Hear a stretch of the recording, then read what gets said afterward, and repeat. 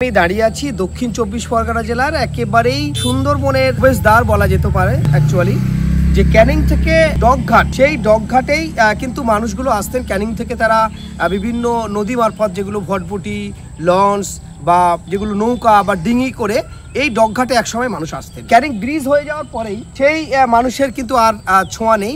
সেই ডকঘাট কিন্তু আজ বিলুপ্তর পথে, বা এখানে যেভাবে মানুষ আজকে দাঁড়িয়ে আছে সেখানে কিন্তু সেই সময় দাঁড়াতে পারতো না। হাজার হাজার মানুষ কিন্তু এখান থেকে চলাচল করতো প্রতিনিয়ত। অর্থাৎ সুন্দরবনের প্রবেশদ্বার, সুন্দরবনের বাসির একটি মাত্র রাস্তা ছিল ক্যানিং থেকে ডকঘাট। সেই ডকঘাট আমি দেখাবো, সেই নদীর চিত্রটা দেখাই। গাছপালা হয়ে গেছে, এই উত্তাল নদী মাতলা নদী, সেই মাতলা নদী কিন্তু আজকে শুকিয়ে গেছে বলা যেতে পারে। চর উঠে গেছে, সেখানে কোনো মানুষ চলাচল ঠিকমতোভাবে করতে পারে না, একেবারেই শেষ অবস্থা। আর যে ডকঘাট একসময় ব্যস্ত ছিল, সেই ডকঘাট দেখাবো। শুনশান এরিয়া, জনবহুল এলাকা আজকে জনশূন্য হয়ে গেছে। মানুষের একটি কথা বলে, নদীর একুল ভাঙে অকুল গড়ে। ক্যানিং ব্রিজ হয়ে যাওয়ার পরে এই রাস্তা বা এই যে ডকঘাটের যে মার্কেট, লক্ষ লক্ষ মানুষের যাতায়াত ছিল, সেটা কিন্তু আজকেই দিনে নয়, বিগত কয়েক বছরে জনশূন্য হয়েছে। এবং আমি এখানে কথা বলবো একজন মাঝি যিনি আছেন, যে মাঝি দ্বারা এখান থেকে পার হয়ে যেতেন, এই নৌকো করে যেতেন। তিনি কত বছর কাজ করেছেন বা কিভাবে কাজ করেছেন আমরা তার থেকে একটু শুনবো। কি নাম আপনার? সুনীল নস্কর। সুনীল বাবু, আপনি কত বছর এই নদীতে আপনি নৌকো চালিয়েছেন বা ডিঙি চালিয়েছেন? কত বছর এই নদীতে নৌকো চালিয়েছি না হলে অন্তত 30 বছর। 30 বছর। 30 বছর। প্রথম শুরু করেছিলাম দুনে প্যাসেঞ্জারে পার ওপার, তারপরে হলো 50 পয়সা, তারপর হলো 1 টাকা, তারপরে বিভিন্ন রকম ভাড়া। নদী চড়া হয়ে গেল, নদী চড়া হলে কোথায় কাঁধ বেঁধিয়ে ঠেলে নিয়ে যাওয়া। হয়তো একটা লোকের 5 টাকা নিয়েছি, কোনো লোকের 10 টাকা নিয়েছি, আবার দেখা যাচ্ছে কোনো লোকের 20 টাকাও গেছে, আবার কোনো লোক হেঁটে ভিজে পার হয়ে গেছে। তার বিগত দিন পরেই ব্রিজ আরম্ভ হলো। ব্রিজ আরম্ভ হলে তাও না হলে 5 বছর 7 বছর চলেছে ব্রিজ হওয়াকালীন, তারপরে ব্রিজ চালু হয়ে গেল। কত মানুষ আপনারা কাজ করতেন এই নদী মাতৃক এরিয়াতে, যে বোর্ডে কাজ করতেন? কত বোর্ডে কাজ করতাম না হলে তো অন্তত 2-250 লোক। 2-250 লোক। কত মানুষ যাতায়াত করতো তবু আপনার একটা আনুমানিক ধারণা আছে এখান থেকে প্রতিদিন? তাহলে দিন ভরি কিছু না হলে 50,000-এর উপরে মানুষ যাতায়াত করতো, আরো বেশি তো কম না। বর্তমানে কি অবস্থা? এখন যে পরিস্থিতি তো দেখতে পাচ্ছি, একেবারে এখানে সেই যে জায়গাটি একেবারে ভরাট হয়ে যাচ্ছে, জঙ্গল হয়ে গেছে। বা এই যে ডকঘাট, মানে ক্যানিং থেকে যে ডকঘাট, সেই ডকঘাটের রাস্তা কিন্তু আজকে একদম শেষ অবস্থা। এখন শেষ অবস্থা। এখন এই বন দপ্তর থেকে মানে নদীটাকে নিয়ে এনেছে, নিয়ে এই জঙ্গল তৈরি হচ্ছে। আর লোকজন ওই বিভিন্ন জায়গায় সুন্দরবন এলাকার মধ্যে যাচ্ছে, ওই ব্রিজে থেকে সাহায্য নিয়ে গাড়ি করে বিভিন্ন দিক দিয়ে চলে যাচ্ছে। আর এখন ওই জঙ্গল করে নদী পুরো আটকে দিয়েছে। মুহূর্তে কিছু জল থাকে, আবার শূন্য হয়ে যায়, একদম শূন্য। আপনাদের জীবিকা কিভাবে চলছে? এই যে 200-250 মানুষ আপনারা যে নৌকো চালাতেন এবং এখান থেকে মানুষকে পারাপার করতেন, অনেক সময় আপনার কি মানুষের ঘাড়ে করেও পার করতে? হ্যাঁ, কাঁধে করেও পার। কেমন ভাবে পার করেছেন? ওই ধরুন আপনার পায়ে একটা চোট আছে, সে নৌকায় আসতে পারছে না, তাকে কাঁধে করে নিয়ে নৌকায় তোলা হয়েছে। সে 10 টাকার জায়গায় 100 টাকা খুশি করে দিয়েছে, আবার তাকে কাঁধে করে নামানো হয়েছে। তাতে তার সুবিধার্থে সে খুশি করে যা দিয়েছে আমরা তাতেই মেনে নিয়েছি। আর এখন এই লোকগুলো এখন আমরা কেউ বিভিন্ন জায়গায়, কলকাতা, হায়দ্রাবাদ, চেন্নাই, বাইরে এইসব বিভিন্ন কাজ করে দিন মজুরি করে খুব কষ্টের মধ্যে চলে যাচ্ছে। মাঝি পেয়েছি যিনি ডাঁড়ের নৌকো চালাতেন, আজকে তিনি বৃদ্ধ হয়েছে। আপনার কত বছর বয়স হয়েছে? 60-65 বছর। তো আপনি কত বছর নৌকো চালিয়েছেন এখানে? 20 বছর। কি দেখেছেন এই নৌকোয়? দেখেছি, নৌকো পারাবার করেছি, অনেক টাইমই দেখেছি ভটভটি ডুবে গেছে, বুঝলে, আবার লোক টেনে তোলা হয়েছে। এর মাঝখান থেকে একটা দ্বীপ ছিল, অল্প একটু দ্বীপ ছিল। লোক তো তার মানে অনেক কাপড় টাপড় তুলে, তার মানে অনেকটা কাপড় টাপড় তুলে এইবারে ওপরে উঠতো, সব হেঁটে এখানে ডকঘাটে, তার মানে এখানে বাস স্ট্যান্ড, এই বাস স্ট্যান্ডটাতে এসে উঠতো। আবার যখন জল সরে চলে যেত, হেঁটে লোক এপারে পার হতো। এখন কি আপনি জীবিকায় কি করেন? নৌকো চালিয়ে তো খেয়েছেন এক সময়। সে এমন কিছু ব্যাপার নয় যে অনেক টাকা হয়েছে তারা নৌকো ভাড়া দিয়ে হয়তো 50 টাকা হলো, না তো 100 টাকা হলো, এইভাবে কোনো রকমে চালিয়েছি। আর একটুখানি জমি আছে, তার মানে সেই তো একটুখানি এদিক ওদিক করে খাই। এখন বর্তমান তার মানে একদম পুরো বসছি। আপনি নৌকো চালানোর জীবনে কি দেখেছেন একটু ঘটনা যদি বলেন? খুব ঝড় হয়েছে, বোট বুড়েছে, হ্যাঁ, একদিন বান ডেকেছে, সেই মুড়োখালি থেকে আর এই পর্যন্ত, এই ঝড়খালি থেকে আর এই পর্যন্ত টোটাল নৌকো বুড়ে গেছে। যত নৌকো ছিল? হ্যাঁ, বুড়ে একদম সাদা হয়ে গেছে, কিছু বেঁচেছে কিছু বুড়েছে। আচ্ছা, হ্যাঁ মানে অচ্চমেতি বান ডেকেছিল। হ্যাঁ, আবার লোকজন তুলে আবার ঘাট রানিং হয়ে গেল, এই তো সমস্যা হয়েছে বিভিন্ন রকম। একসময় তো প্রচুর মানুষ এখানে যাতায়াত করতো, আজকে শূন্য, কি বলবেন? কি করবো এখন, পরিস্থিতি বেরিয়ে হয়ে গেছে, পরিস্থিতি এই ছাড়া আর কি আছে বলো, পরিস্থিতি তো এই। আপনার হাতে কি বোট ডুবেছে? হ্যাঁ, ডোবেনি। কোনো মানুষকে আপনি মৃতদেহ অবস্থায় দেখেছেন এই নদীতে? তুলেছেন? কি দেখেছেন?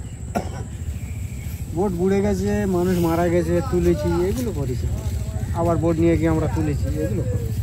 এই মাতলা নদী উত্তাল হয়েছে অনেকবার উত্তাল পাতল হয়েছে, অনেক নৌকো ডুবে গেছে। আপনার চোখে দেখা বা আপনার হাত থেকে কোনোদিন কি এরকম বোট উল্টে গিয়ে মানুষের ক্ষতি মুখে পড়ছে? হ্যাঁ হয়েছে। আমি একবার ওই লঞ্চ ঘাটে 5 জন পুলিশ স্টাফ আর বাকি 15 জন প্যাসেঞ্জার তুলে নৌকাটা ঠেলেছি, সঙ্গে নৌকাটা পাল্টি খেয়ে আমি ঢাকা পড়ে গেছিলাম।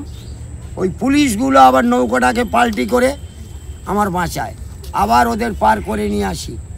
মানে এমনই অবস্থা ছিল। আমার গিন্নি, আমার ছোট বাচ্চাটা, এই বাচ্চাটার বাবা যখন গর্ভ ছিল তখন ওই গর্ভে কষ্ট পাচ্ছিল 3 দিন, তখন তো এই ধরনী ছিল, তখন হসপিটালের কোনো চলত ছিল না। বাড়িতে ধরনী 3 দিন পাগড়া পাগড়ি করার পরে রুগী শেষ হওয়া অবস্থায় ওই নৌকায় 8খানা ডাঁড় খাটাই, ডাঁড় খাটিয়ে আগর পেতে কাগজ ঘিরে 8খানা ডাঁড় দিয়ে চালিয়ে ওপারে যাই তুফানের মধ্যে। সেই অবস্থায় কিছু লোক ঘুরে যায়, পার হতে পারে না, এত অবস্থা খারাপ। তারপরে আমি ওই 8খানা ডাঁড় মেরে আমি ক্যানিং বাজারে গিয়ে হসপিটালে নিয়ে গেলাম। ডাক্তার বলছে একটু আগে আনলে বাচ্চাটা বাঁচত, বাচ্চাটা গর্ভেই মারা গেছে।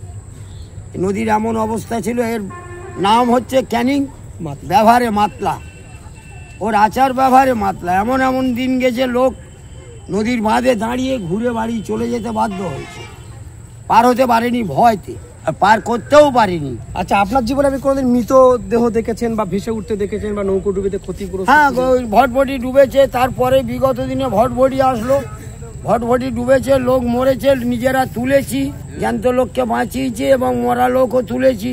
এটা অনেক সময় অনেক দুর্ঘটনা ঘটেছে, চোখের সামনে 2-10 জন মরে ভেসে যেতেও দেখে, আবার সেই লাশ তুলেছি, পুলিশই নিয়ে গেছে। এই নদীর এমন অবস্থা ছিল। এখান থেকে পার হয়ে এখান থেকে যেতে হলে আপনার লোকের কাপড় চোপড় বিভিন্ন রকম জিনিসপত্র গাড়ি ঘোড়া লেগে নষ্ট হয়েছে, এত জাম থাকতো সব সময়। এখন এই সেই জায়গায় একমাত্র ছাগল কুকুর আমরা এই কজন ছাড়া আর কোনো লোক নেই, একদম বন্দর পথ। এটাকে কি বলা যায় এই আপনার ভাষায়? তাও বলে যে অতিশয় বাড়াবাড়ি নয় ভালো কাজ। অত্যাধিক বেড়েছিল, দফন হয়ে গেছে। মালিকের ওপর সব কিছু নির্ভর করে, একমাত্র উনি ছাড়া। আপনাকে কোনোদিন ভেবেছিলেন যে এইভাবে বন্ধ হয়ে যাবে? না, তা ভাবিনি। আমাদের বাস্তুহারা আমরা সব, আমাদের পৈতৃক সম্পত্তি সব চলে গেছে ক্যানিং পারে। এপারে আছি আমরা খাস জায়গায়, কোনো রকম বাঁধের ওপরে কুঁজি ধুগড়ি বেঁধে বাপ কেলে সম্পত্তি যা ছিল সব চলে গেছে ক্যানিং। কোথায় চলে গেছে? সব এপার দিয়ে ভেঙে ওপারে চলে গেছে, সব এই ডকঘাট থেকে ভেঙে ক্যানিং পারে চলে গেছে। এখন ক্যানিং বিশাল শহর হয়ে গেছে, সব এপারের জায়গা। তো আপনাদের কি এখনো কাগজপত্র আছে? হ্যাঁ, বহু লোকের আছে কাগজপত্র, বহু লোকের কাগজ। তারা কি ফিরে পাচ্ছে? না, জায়গা ফিরে পাচ্ছে না। এখন দখল ওপারে হয়ে গেছে, এপারের লোকের কোনো চাল্লি খাটছে না। কাগজপত্র বহু লোকের আছে। এখন তো মার্কেট হয়ে গেছে, বিভিন্ন মার্কেট, বিভিন্ন জায়গায় ওই পার্ক ফার্ক যা হচ্ছে এখন সব ওপারের লোকের। সব কি আপনাদের এপারের লোক? সব এপারের লোকের, মানে ভেঙে ভেঙে চলে গেছে জমি। ওই যে ক্যানিং বাজারে যে ফলের দোকান, যে মিষ্টির দোকান, পুরকাইত বলে মিষ্টির দোকান, গোকুল মিষ্টির দোকান, ওখান থেকে নৌকা চলতো। আচ্ছা, ওখান থেকে এখনো কিছু চিহ্ন আছে। হাঁড়িঘাটা বলে ওখানে বাঁশঘাটা আছে, ওই বাঁশঘাটাই হচ্ছে মেন নদী। একেবারেই বলা যায় যে নদীর একুল ভাঙে ওকুল গড়ে। হ্যাঁ, তো সত্যি তাই। এই নদী এক সময় ছিল যে উত্তাল ছিল, মানুষের এখানে যাওয়ার ক্ষমতা ছিল না, মানে এতটাই উত্তাল হয়ে উঠতো এখানে, যে উত্তালে ঢেউয়ে মানুষ বা রাস্তা থেকে বাড়ি ফিরে যেত, নদী পার হতে ভয় হতো। কিন্তু সেই নদী আজকে দেখুন পুরো ভরাট হয়ে গেছে, জঙ্গল হয়ে গেছে। এবং এই যে ডকঘাট যেখানে আমি দাঁড়িয়ে আছি, এখানে এতটা মানুষ চলাচল করত যে মানুষের যাতায়াত করতে হিমশিম খেয়ে যেতে হতো। সেই জায়গাটা আজকে দেখুন জনশূন্য হয়ে মানুষ আর নেই এখানে, একেবারেই সেই ডকঘাট ডগ হয়ে পড়ে আছে, তার কোনো জনশূন্যতা একেবারে শূন্য হয়েছে। তো এটাই হচ্ছে বাস্তব, আজকে তুলে ধরলাম আপনাদের সামনে। যে দক্ষিণ 24 পরগনা জেলার ক্যানিংয়ের থেকে যে নৌকো করে এসে ডগঘাট পার হয়ে মানুষ যে চলে যেতেন সুন্দরবনে বিভিন্ন প্রান্তে কর্মজীবনে বা তাদের বাড়িতে বা কলকাতা থেকে ফিরতেন, তাদের কিন্তু আজকে আর দেখা যাচ্ছে না।